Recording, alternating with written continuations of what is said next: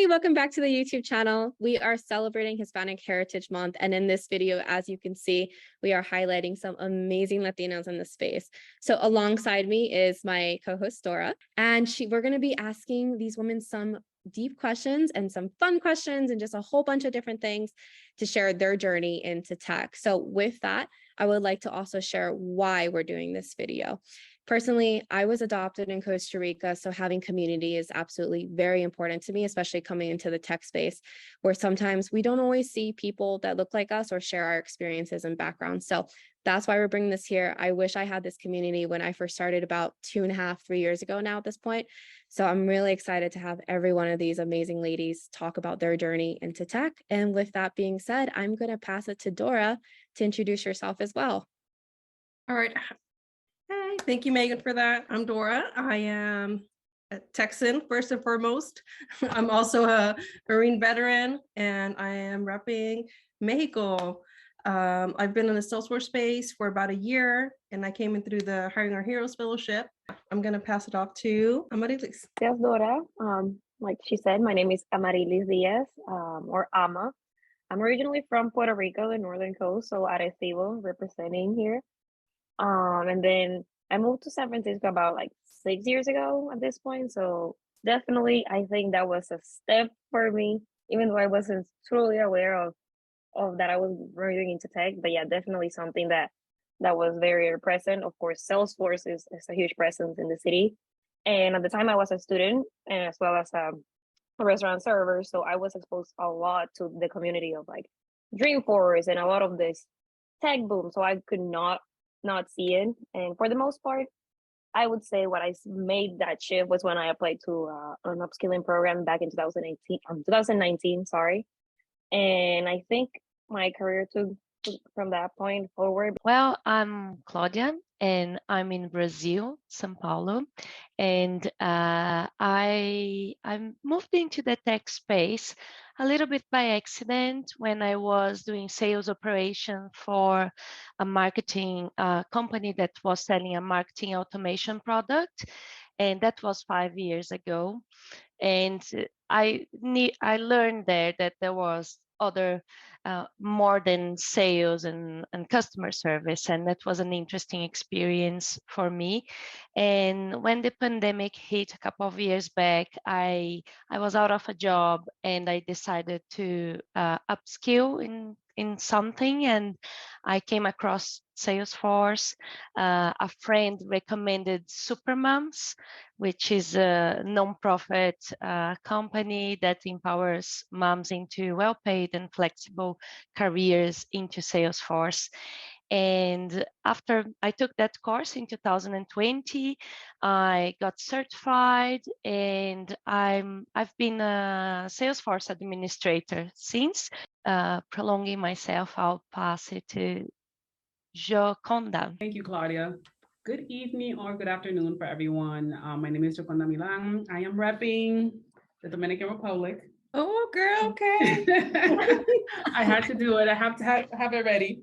So my journey into tech space and Salesforce, for me, I've been working within the Department of Defense for more than 10 years.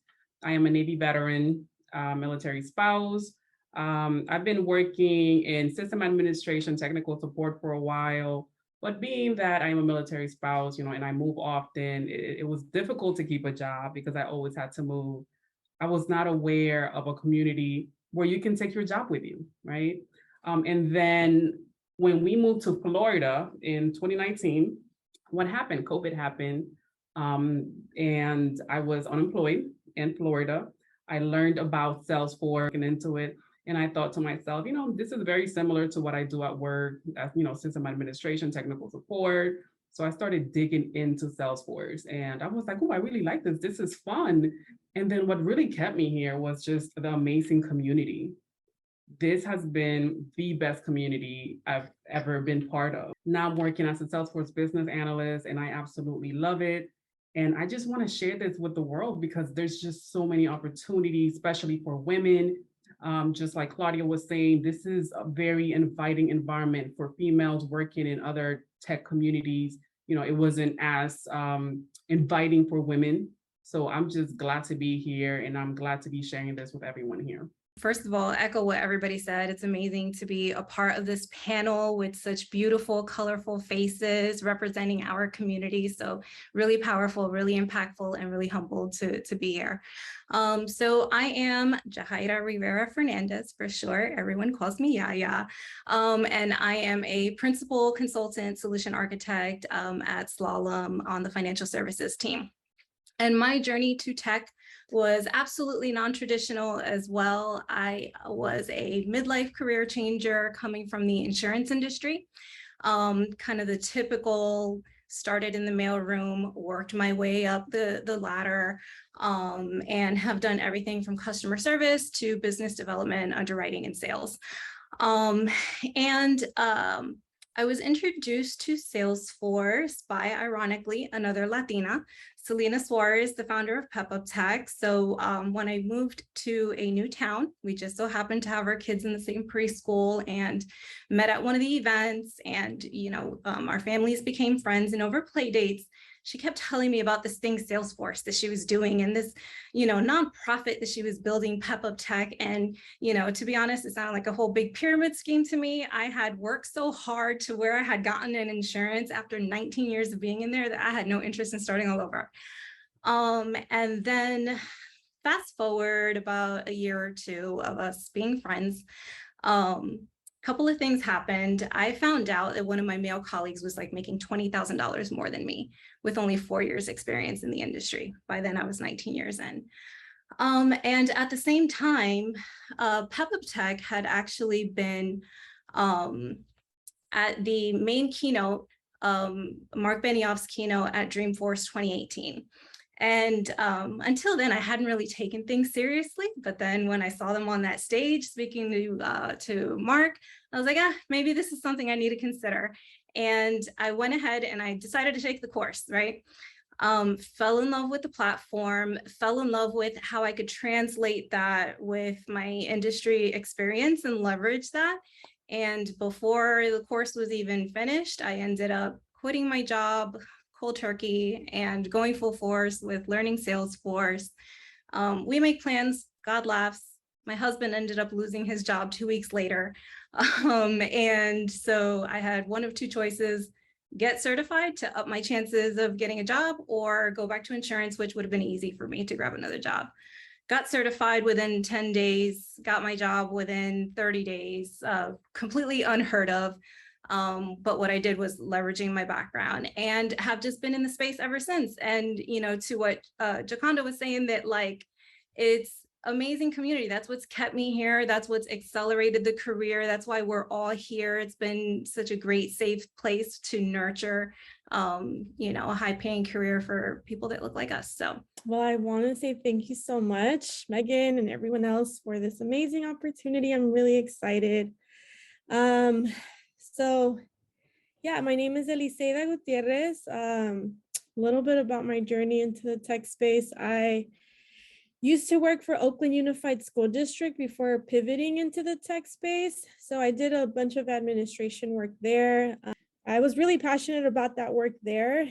It just happened to be during the pandemic, we all started working from home, and I really enjoyed the space of just being in my comfort of my own home. And so when we had to go back, I was like, I'm not ready. My daughter was only 2 years old, and I was like, I enjoy working from home. And I also felt like I had tapped out, like I had mastered everything I could know from what I was doing. I was there for like 6 years. And I also felt like I needed more financial stability. Like, I would ask for raises and like, no, sorry, this is all there is. So I just felt like I could do more. And so I looked into actually a friend of mine who works for Salesforce, Brenda Martinez. She introduced me to the Pathfinder program, and she was like, check this out. It's really dope. There's going to be like millions of jobs in the Salesforce ecosystem. I had no idea what Salesforce was before this. I feel super welcome. The community is amazing. And I've just been a part of so many like projects, events. I was on the Dreamforce opening video and that was crazy. Like, it's been a ride, but super grateful for everything that I've learned along the way. Awesome. Well, which country are you repping to? Oh, Mexico, of course, I forgot Oh, to we got mention. two from Mexico here. Y'all are winning. Puerto Rico and Mexico. Right. We need some other representation. I gotta pull a Jaconda, haha. I don't know if you can see my Boricua flag. That is so cool. That's on a map. I love it. Okay, cool. So thank you so much for introducing yourself. I'm actually going to hop right into questions because this kind of everything that y'all said like goes perfectly with the first question. So with so many professional backgrounds, an example, that's all of y'all, what prior professional experience did you find valuable from each of your careers? And what would you say to somebody who feels like they don't have that technical background that many people feel like they need coming into Salesforce or tech positions? How would you encourage them, and what would you say to help them leverage their background? A couple of key things I think are definitely leveraging your soft skills, right? Your communication skills. So one of the things that I found really surprising was, I don't know if any of you have ever tried to read one of your own insurance policies, but trying to decipher whether something is covered, like your coverages between co-insurance and limits and, you know, what something means. Policies are incredibly complex, right? So I took for granted that I was able to take complexity, that level of complexity, and explain it to a customer in clear, concise, layman's terms for them to digest and understand. So in tech, that was something that I had taken for granted that turns out to be incredibly valuable in technology, right? We're working with very complex CRMs, very complex, you know, processes and build outs, and being able to communicate that to a client in a clear, concise manner to make it make sense, invaluable. And another just really quick one that I would definitely try to leverage, and if it's not a skill that you have, try to hone in on, is the art of value proposition. So value proposition is something that all of us, no matter what you do in tech, is something that we leverage, right? Down from value proposition is what even gets a project off the ground and gets stakeholder buy-in to implement a project. Right. Once we're in a project and we're in the build phase, value proposition is how we prioritize our backlog and how we negotiate trade-offs in the build out process with our customers, regardless of what. And then if you're in something like customer success, for instance, value proposition is communicating the value of the product that you're selling and what it brings to the table. So I think those two are really key ones that if you can leverage that and pull that into the space, super valuable. Great. I'm over here like taking notes, like value proposition. Like I can go Google that now to see how that can maybe be a better También, I'm like, yeah, I need to look more into that. Yeah, I feel a dream and presentation coming on. So what I wanted to add was that, you know, coming from a technical background, I thought it was going to be easy to transition into Salesforce, but it's very different from working, you know, with Microsoft or networking. It's a little bit different. So I don't want people to be afraid to move into Salesforce because they feel like they cannot do it. That's the first thing that I want to say. The next thing that I can bring, or I was able to bring from my professional background, was just accountability.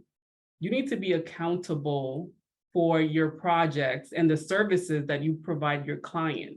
You know, you can't just celebrate every time you have a win. You have to show up and show your face when you make a mistake. You got to speak up, because that's the only way to fix it. If you don't know something, either go ask or research it. And that's all I have. Just be accountable. That's a really great one. That's a big one too. I think as a mom of a 9 and a 5-year-old, I work for super moms and with lots of moms. I can just see how much moms underestimate themselves and their breaks they had in their careers and things. And I think there are so much that goes into it that I can say from previous jobs and also from that experience as a parent, I can say that problem solving is key if you are passionate, if you are that person that takes something and takes ownership of that and goes right to the end until that's sorted, you are a good candidate for Salesforce, because we need responsible people that will take that problem and that will solve it and won't stop. As you said, Joconda, will research, will ask, and will, do everything you can to really find out the answer or resolve that problem. And I think another thing that I can bring here is time management. It's one thing that moms do brilliantly and bring to the table, that something that are sometimes so underestimated. But how many things, how many tasks can you do, and how many things you learn in Salesforce that are different? And sometimes you are in a meeting and then you have a project that you have to talk to a client, and then you are presenting something. So, and you taking putting that all those times together and knowing how to manage yourself and your time, it brings so much to the table, professional.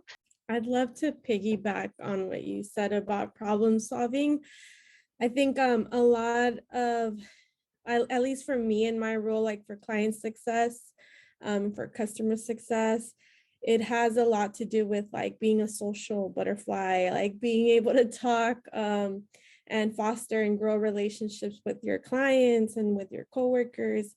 I've had a lot of people reach out and ask me, like, I don't have any technical skills or any technical background. Like, how would I be able to do Salesforce? It just sounds so like, sounds like very technical, right?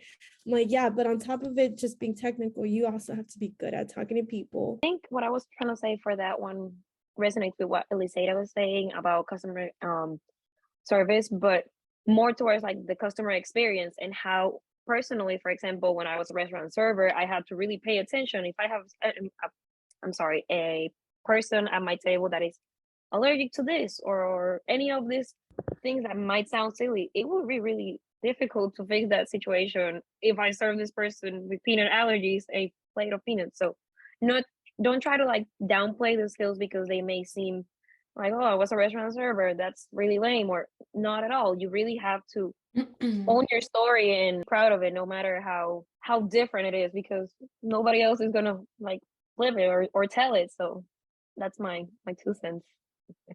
All right, well, thank you ladies so much for answering that question. The next question is going to be, what and who inspired you? Recently, I read this article about how only 2 females have been CEO of Fortune 500 company, and that one definitely fired me up. And I even wrote a post about it and said, this is my why. And honestly, that's one of the reasons why I think I show up, and even when it's hard, and even when I'm in like I'm a minority, like only female, only woman of color, only Latina in the room.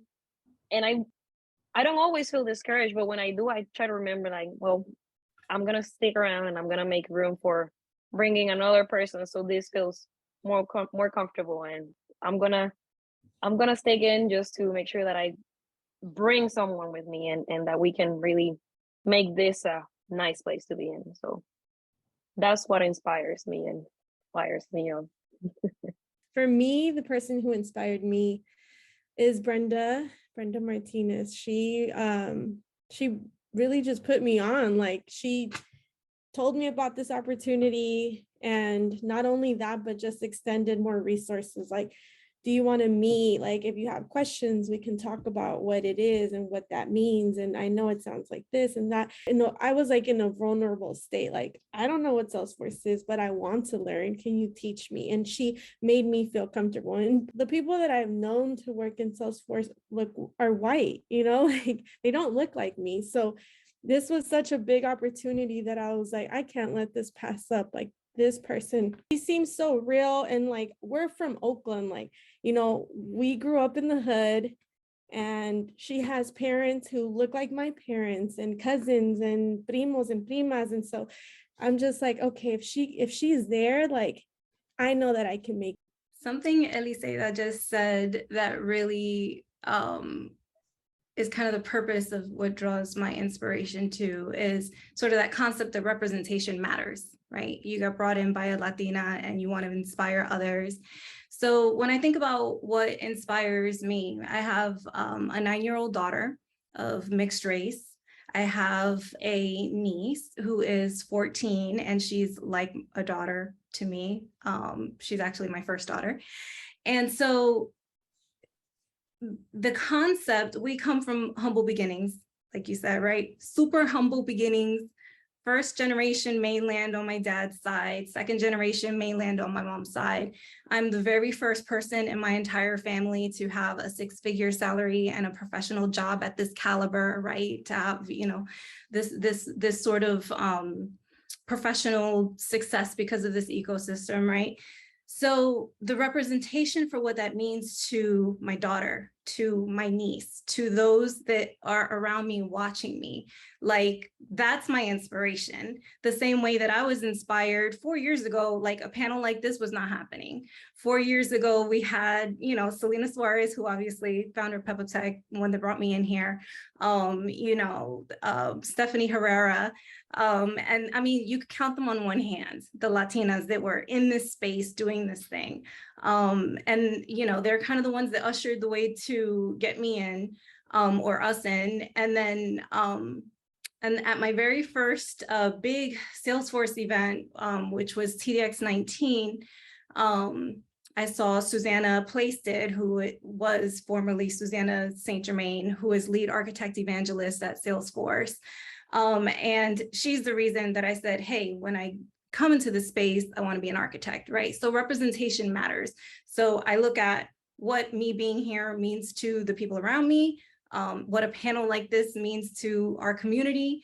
And those are kind of some of the things that inspire me to keep me going, especially when things get tough, right? Because let's be real, it's not easy and it's a lonely road. So I'll, chip in a little bit with that. For me, what has inspired me has been being able to obtain opportunities that I was able to be creative, right? I'm able to come up with solutions for my current role, and see those solutions be created is really amazing. You know, I've worked in tech before and it's been just doing the same thing over and over again. And within this community, I'm able to just be creative and I absolutely love it. But I've been inspired by not only the community, but by so many different people within this community. I can't say just one person, but just listening in to other people tell their stories has really kept me in here. So for me to be part of this panel, I'm just like, this is so amazing because somebody gets to listen to me and be like, oh, she could do it. You know, if she could do it, I could do it. And honey, if I could do it, anybody could do it. Yeah. You know, when I joined the Navy, people were like, oh my gosh, you joined the Navy. And I'm like, if I could do it, you could do it. Like, it's nothing. It's all in our head. We think we can't do it, but representation does matter because honestly, I wish when I was younger, I was able to see people like this, women like this in a panel to inspire me. And I really didn't see that. So I am excited for my daughter, and she is also 9. And I'm just super excited to be part of this. This is such an amazing place to be. That was so great. And I know we're running a little short on time, but I just wanted to add how, yes, representation matters so much. And I was just telling Megan right before this how one of the main reasons that I joined the military, or that started that little nugget, was this female Army gal that came and talked to us in middle school. And I was like, oh, I can do that? Like, that's so badass. And then I joined after. So representation matters so much. Okay, next question. As community leaders, how do you work to build confidence and share your voice? I'll pick on Yaya because she she just spoke at Dreamforce, the largest tech conference, and you represented 3 other Latinas in the architect panel. Can you tell us about your experience? Can you tell us what you felt? And I even saw a few posts on LinkedIn, like you were shouting them out, talking about like, these are the 3 Latinas that I'm speaking with. I thought that was awesome. it made me feel like if I didn't know you already, I would have rushed to like be like, oh my gosh, like I just want to like talk to her. Can you bring us through your journey of speaking there?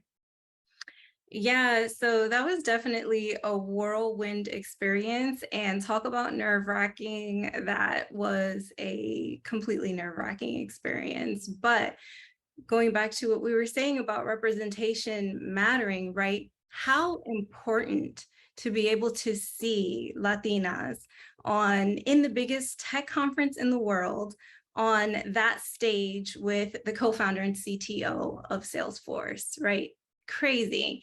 And I get emotional thinking about it, because the outpouring of love from the community after that, people saying how inspired they were from my little story, little underwriter who, had kind of worked her way up and just kind of happened to make this transition into tech, and the journey evolving into what it's become, and knowing that touches lives and could potentially inspire and change lives, right? Just means the absolute world. And, I think it's really important for us to continue to be visible, right? To continue, like Megan, what you were saying earlier, that sometimes you question yourself about like creating content as a Latina, especially tech content as a Latina. I think that's the single most important thing that we can do in order to build community, in order to build this network and watch it grow, and sort of pay it forward, is to be visible. Be visible, to share your story, to be out there telling the world about what it is you're doing, and sharing your journey and potentially inspiring others. So I think, to that question of how do we build community? Be visible, be vocal, tell your story, and hopefully teach and be able to give back and share along the way. But yeah, that journey to Dreamforce was really incredible. And it also speaks volumes to the community, right? And complete transparency in this conversation, there was a lot of imposter syndrome around that, right? Like, how did I get to be in that position? And one thing that I would like to say is that, imposter syndrome is kind of this pretty little label that we put on the anxiety that is developed from years of gaslighting in the workplace, and microaggressions and abuse in the workplace. And the way to overcome that, and the way that I have found to help me overcome it, is putting that real label on it. Because imposter syndrome sounds like something you own, right? It's a problem in your head that you feel like you don't belong. But the truth is that we've been conditioned to feel that way because of our experiences. And it's an anxiety that we've developed. And when we're able to call it for what it is, we're able to stand up to it and say, no, I was conditioned to feel this way. I just as much belong here as anyone else. And that's kind of, how I've been able to overcome it, and accept that I had that opportunity, and share that you can be in that position as well. Any of us can be in that position as well. That's actually what got us on this panel, to have this conversation with others as well, right? So I love it. I love it. And just, talking about imposter syndrome, I feel like for me, it's all about putting myself in uncomfortable situations such as this one, right? Within any other community, I would have never went up for anything to speak up about my experience and my journey and to share. And within Salesforce and the Salesforce community, I feel so comfortable in doing so, right? So I'm fighting through that idea that I can't do it, that my voice is not powerful, by being here with you ladies. So I just wanted to share that. I love it. I would love to chime in. Since I just started like my Salesforce journey, I feel that in the beginning, I wouldn't even mention like I was born in Mexico. I'm a first generation Latina. It wasn't until like all my accomplishments and really sitting down and being like, who am I? Because I'm getting asked this question, and I want to get it right. Like I'm being asked, I'm getting interviewed, I'm just being on this spotlight. that I'm like, okay, well, if I'm gonna have this attention, then I want to put it out there like this is who I am and not be ashamed of it at all. Because back then it was like something that I hated to mention, like I'm born in Mexico and I'm here and I don't feel like I belong, and I don't also feel like I belong in Mexico because I arrived when I was 8 months old. Like all of those challenges that I had and obstacles to where I'm at now. But I feel like how I show up in my community, like as me, that's what I'm doing. That's what I'm trying to do. Like I'm Latina, I'm first generation, I'm born in Mexico. Trailhead, and I can't remember what Salesforce website I was looking at. I saw a girl from Dominican Republic, and I was like, oh my God, I was like, that could be me, So just keep doing what you're doing. Thank you. Don't even worry about anybody else. You're doing great. Thank you. And I think for Latinas in general and Latinos in general, we're taught, especially when we're first generation American, not to rock the boat, to stay under the radar, to, get in where you fit in, don't be big, right? And so I think that contributes to it too, a lot of that cultural, social messaging that we ingest too, that we have to break through, right? Because you can't play small and do big things. So embrace it, girl. Right. No, and a lot of it goes back to like my mom, like we go to the doctors or the store, the grocery store, and she's like, calladita, no quiero que hablen, no quiero que, and that's just like my mom still does that to me. Yeah, it's like ingrained. It's ingrained to just stay small, be quiet, don't get attention to yourself. And I've had to work through that. And those are challenges that I'm like trying to break, and trauma and generational trauma. But we're here, we're loud, and we're staying. Oh my goodness, guys, that was so great. And our last questions, we kind of touched on already. Jacondas mentioned it with her last answer, and Yaya and Elisela also mentioned, how other Latinas brought them into the ecosystem when I introduced them to them. And the last question is, how can we bring more Latinos into tech? I hope you don't mind, but I want to drop a couple of little facts here, especially Hispanic Heritage Month. And so I want to put this in perspective on why this is so important, and these conversations are important, and you guys having us on this panel is so important. So about 19% of the US population is Hispanic, right? We are the largest minority ethnic group in the United States. Only 5% of the tech space is Latino, okay?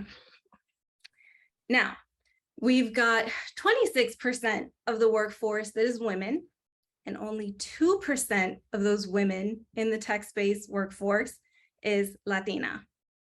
Representation is nil, it's not there. So for the next generation, for those that, are coming up behind us, the single most important thing that we can do is be visible. The few of us that are here is to be visible, right? So that we can inspire more, because those numbers are staggering when you think about what we represent in the population as a whole, where it's the biggest gap, right? One of the things that I was really upset about this year is I was kind of preparing for this panel and thinking about Hispanic Heritage Month. And I was thinking about, doing some content too for Latina Equal Pay Day. So the last couple of years, Latina Equal Pay Day has been in October. In 2022, as a result of the pandemic, it is now in December. That means that the pay gap, okay, we're making 50%, 50 cents on the dollar, 50% of what our white male colleagues are making. It's taking us an entire year almost to make up what they made in the prior year. That's crazy. The wage gap is getting bigger. So to inspire others to get into higher paying careers in tech, ridiculously important if we even want to make a micro move to close the wage gap, because it's going in the opposite direction. So we have to remain visible. We have to remain vocal. We have to create spaces like this. We have to create community, which, by the way, stay tuned, Somos Trailblazer community is on the rise and on the way. We have to create these spaces to encourage the growth.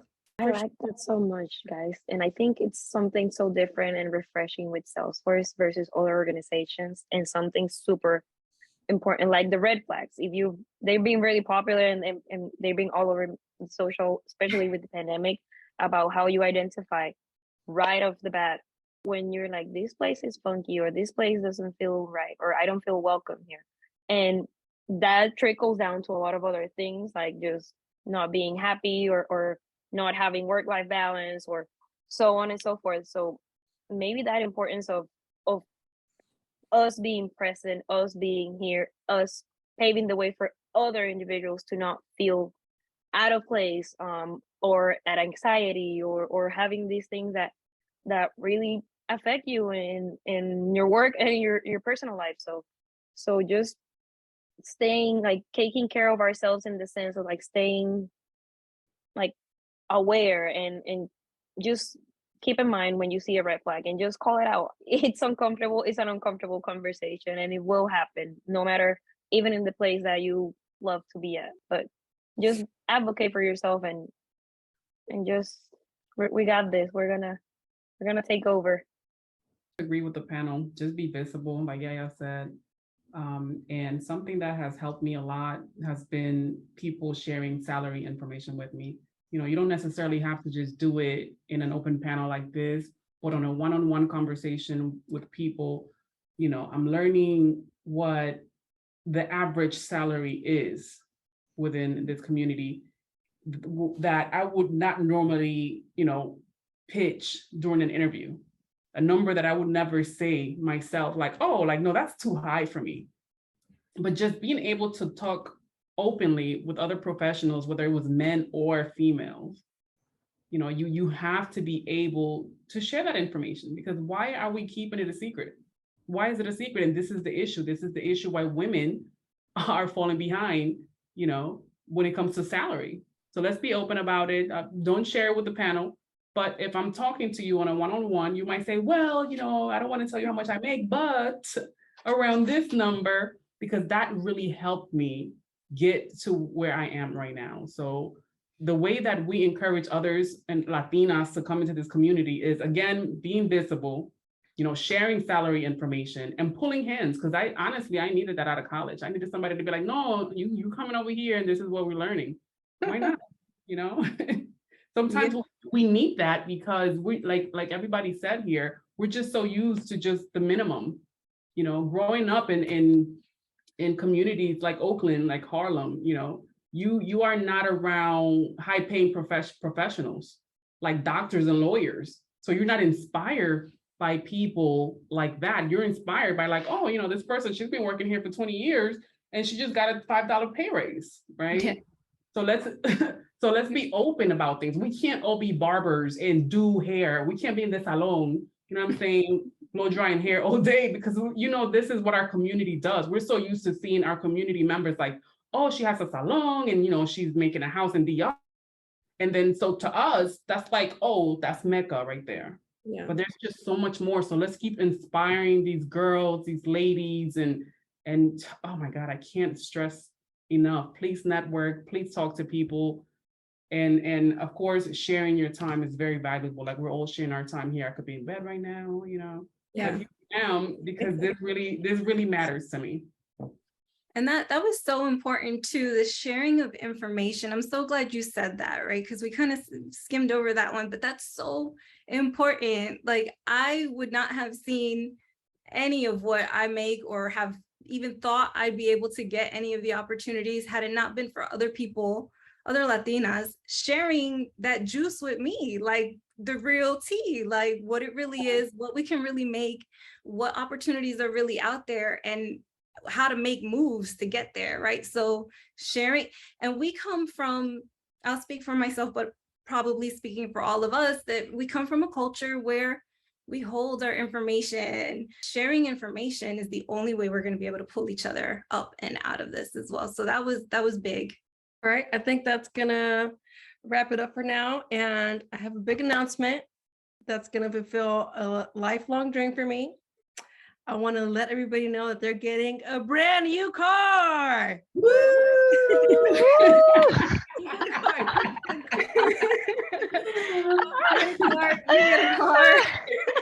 You got me.